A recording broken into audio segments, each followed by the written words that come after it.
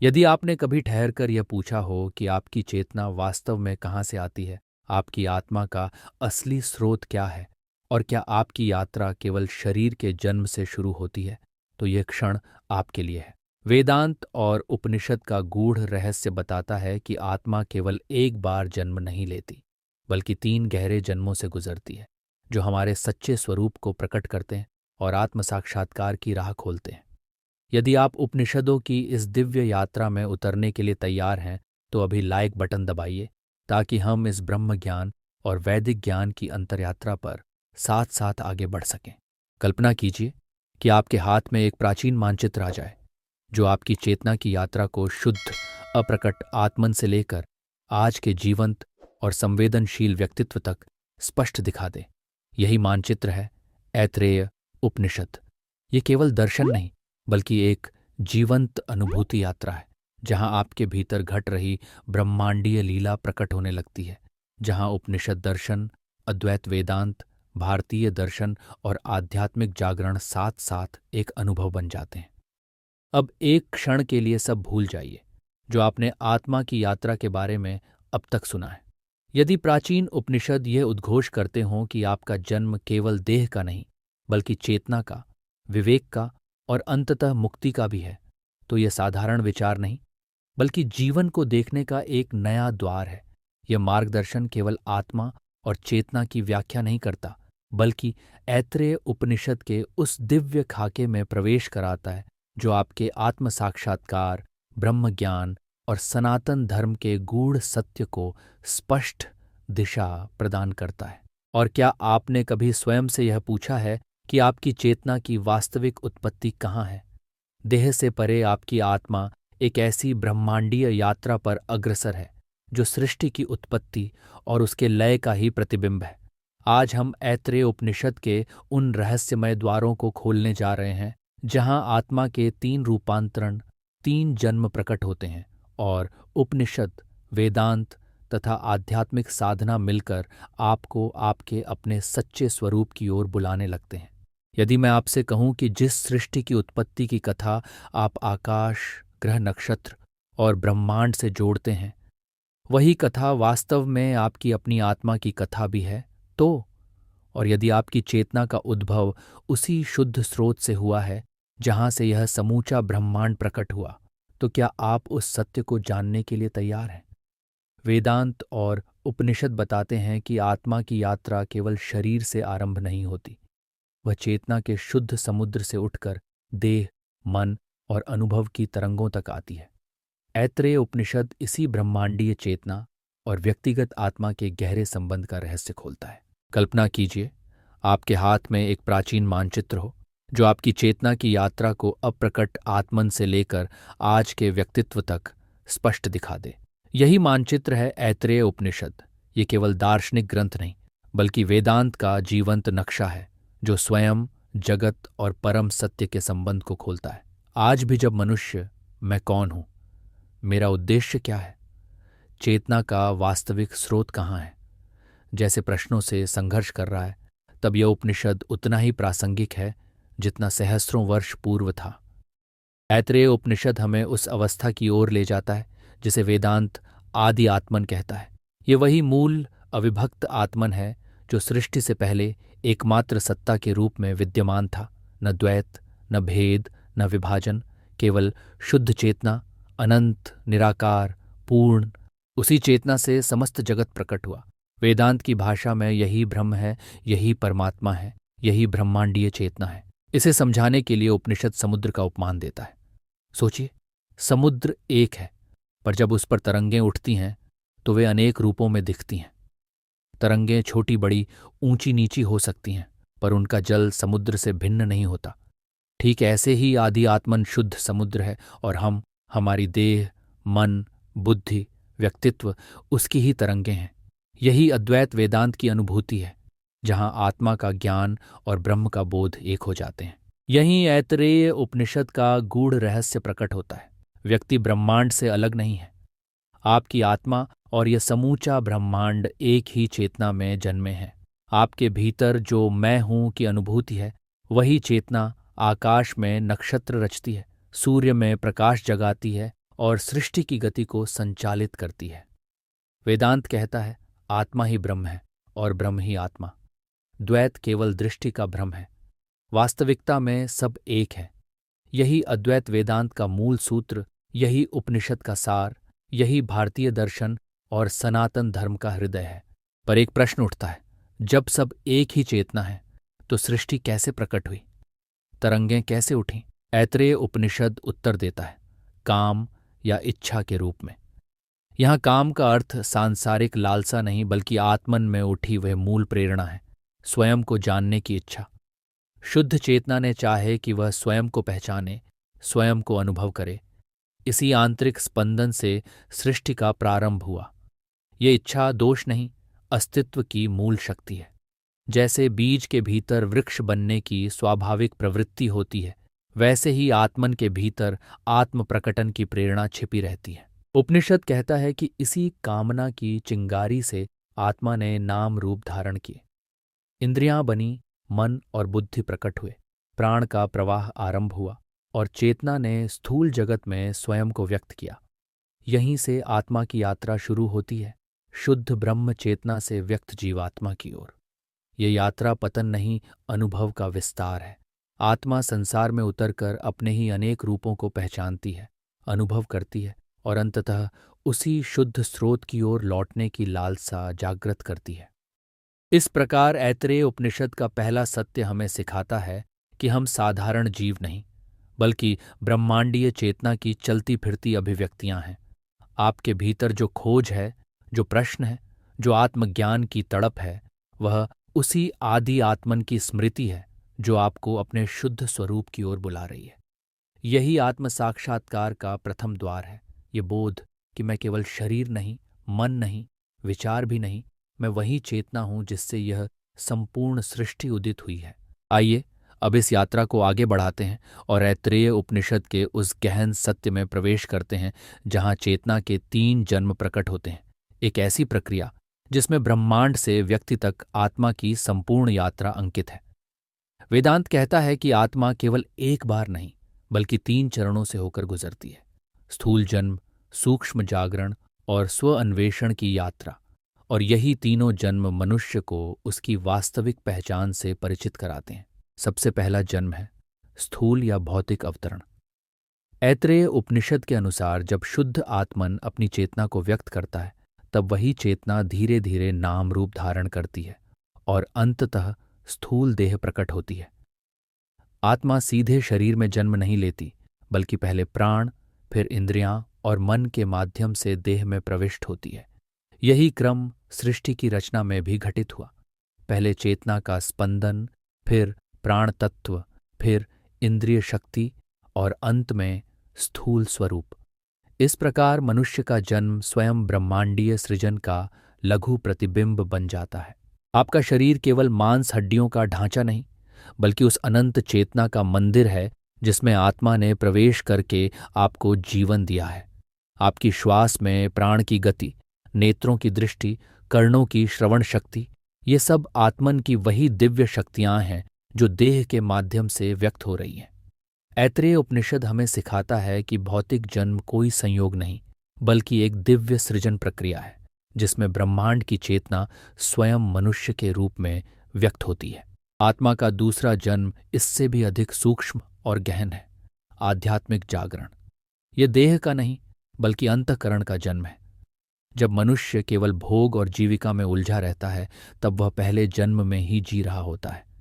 पर जिस क्षण भीतर प्रश्न उठता है, मैं कौन हूं, मेरे जीवन का उद्देश्य क्या है, देह के परे सत्य क्या है, उसी क्षण दूसरे जन्म की शुरुआत हो जाती है। इस अवस्था में चेतना का विस्तार होता है। मनुष्य बाहरी जगत के साथ साथ भीतर झांकने लगता है। विवेक जागता है, आत्मचिंतन प्रबल होता है और सत्य की खोज आरंभ हो जाती है। ऐतरेय उपनिषद कहता है कि यही वह चरण है जहां आत्मा अपने ही प्रतिबिंब को पहचानने लगती है। मन, बुद्धि और अहंकार को अलग अलग देख पाती है और जानने लगती है, मैं ये विचार नहीं, ये भाव नहीं, बल्कि वह साक्षी चेतना हूं जो इन सबको जान रही है। यही दूसरा जन्म मनुष्य को साधक बनाता है और उसे वेदांत, उपनिषद दर्शन और आत्मज्ञान की ओर ले जाता है।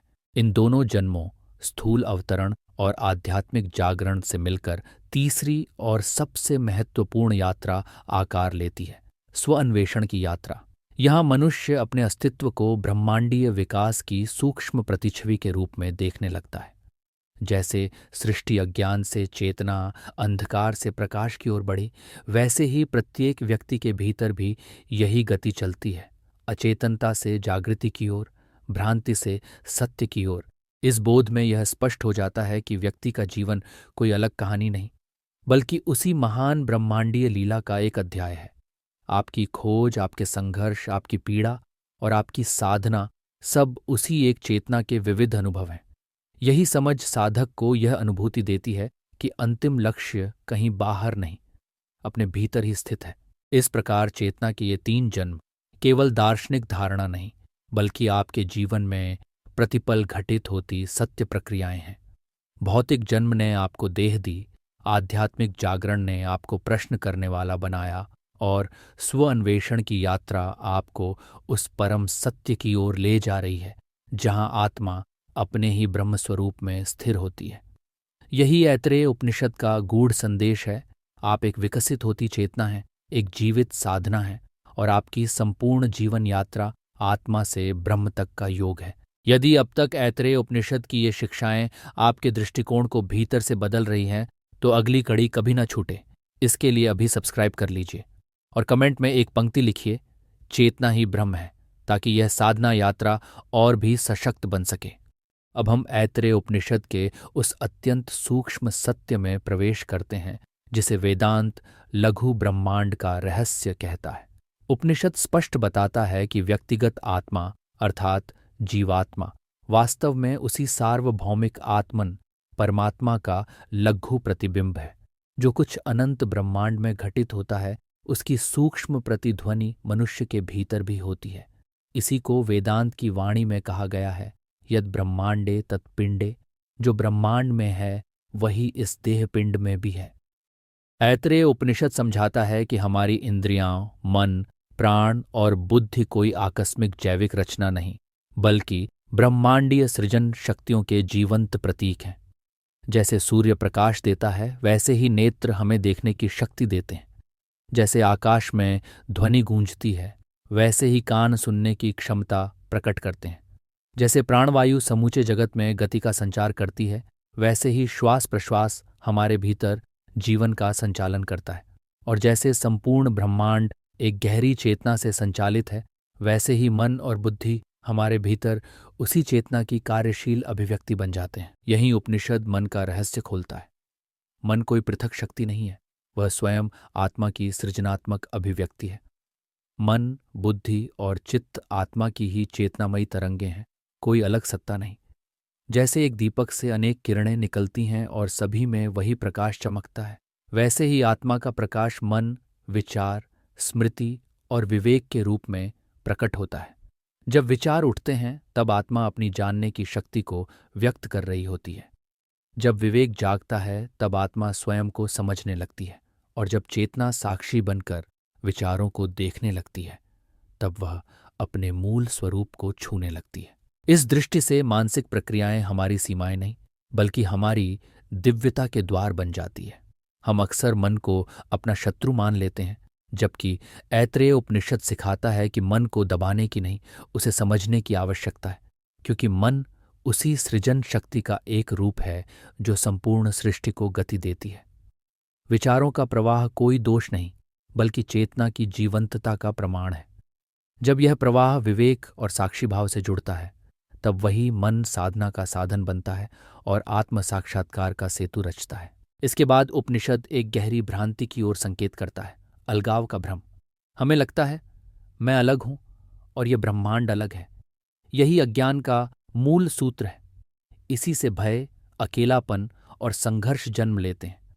पर वेदांत स्पष्ट कहता है कि यह भेद केवल दृष्टि का भ्रम है। वास्तविकता में कोई विभाजन नहीं है।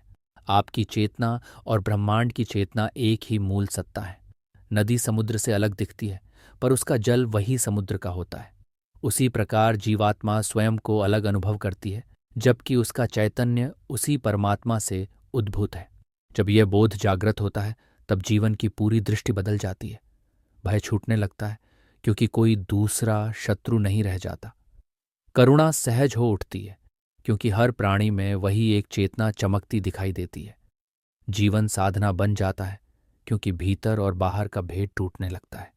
यहीं आत्म साक्षात्कार का बीज अंकुरित होता है और अद्वैत वेदांत का अनुभव आकार लेने लगता है। इसीलिए ऐतरेय उपनिषद हमें यह नहीं सिखाता कि ब्रह्म कहीं दूर स्थित है।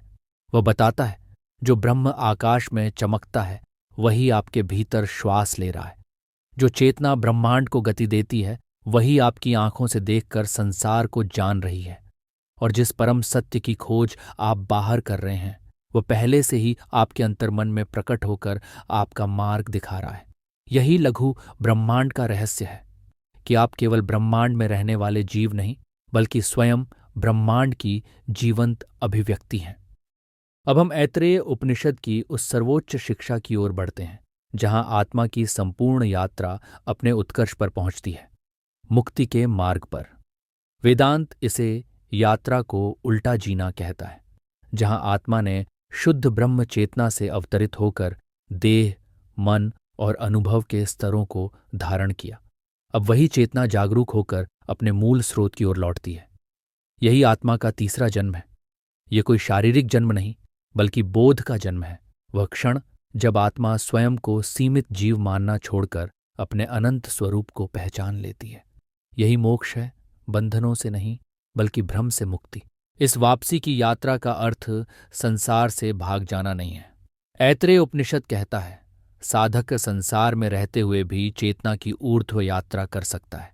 जब मनुष्य यह देखना सीख लेता है कि वह देह नहीं बल्कि देह को जानने वाली चेतना है, वह मन नहीं बल्कि मन के विचारों को देखने वाला साक्षी है, तभी यात्रा उलटने लगती है। पहले चेतना बाहर की ओर बहती है, भोग, संग्रह, पहचान और इच्छाओं की ओर।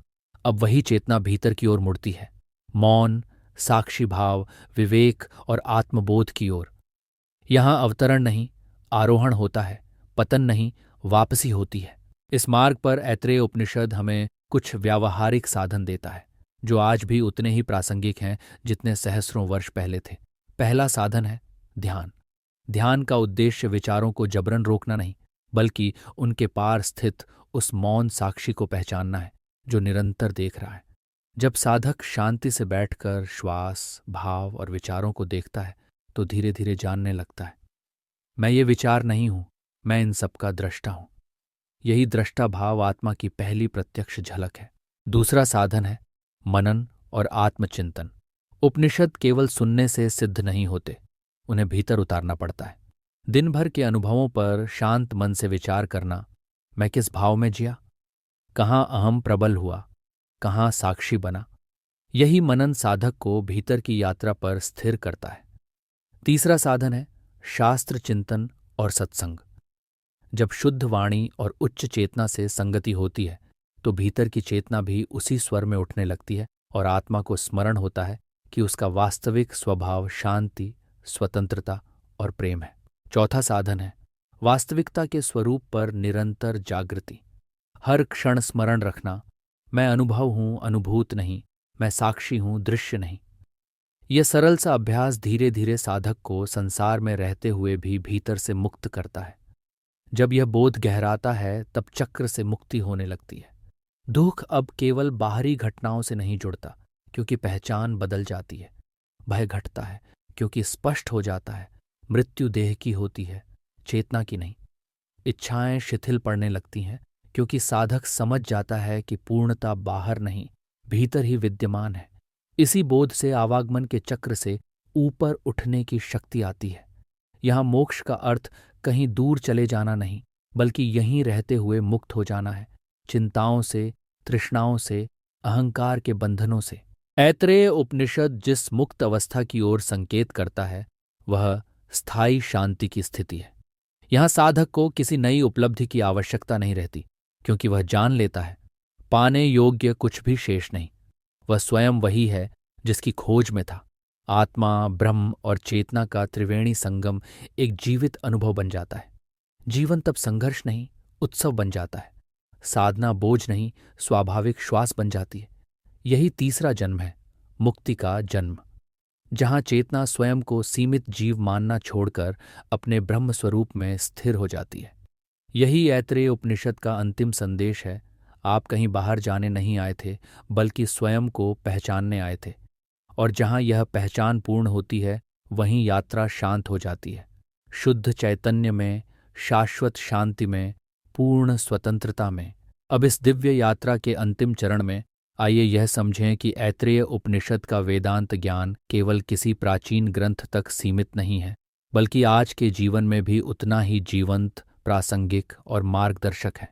हम 2025 के युग में जी रहे हैं, जहां बाहरी सुविधाएं बढ़ गई हैं, पर भीतर बेचैनी, मानसिक तनाव, अकेलापन और जीवन के अर्थ से जुड़े प्रश्न और गहरे होते जा रहे हैं।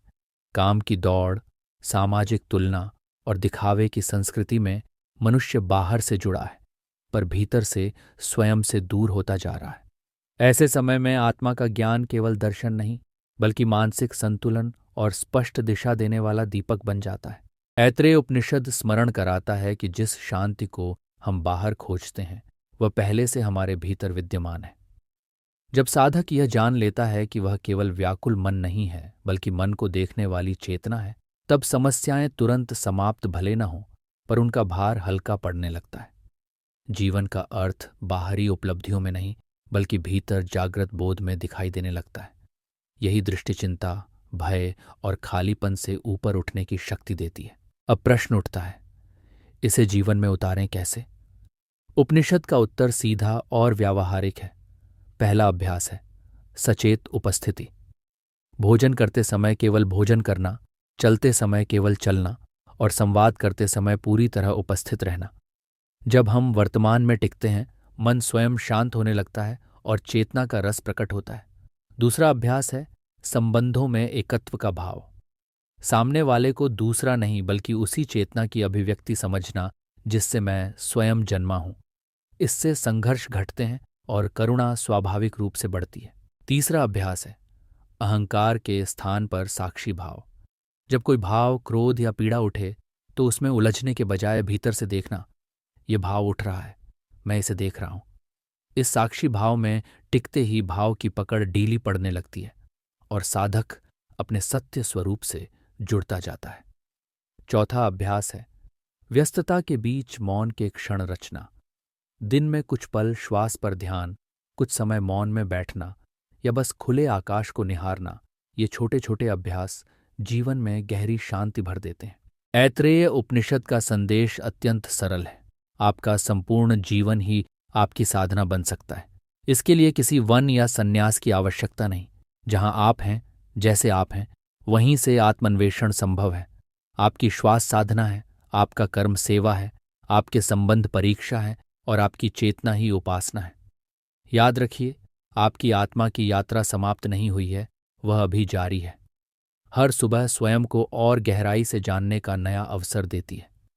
आत्मा का ज्ञान, उपनिषदों की शिक्षाएं और वेदांत की यह धारा कोई बीते युग की स्मृति नहीं, बल्कि आज भी जीवित, स्पंदित प्रकाश है, जो हर साधक की आंतरिक यात्रा को दिशा देता है। प्रश्न केवल इतना है, क्या आप अपनी ही चेतना की इस पुकार को सुनने के लिए तैयार हैं?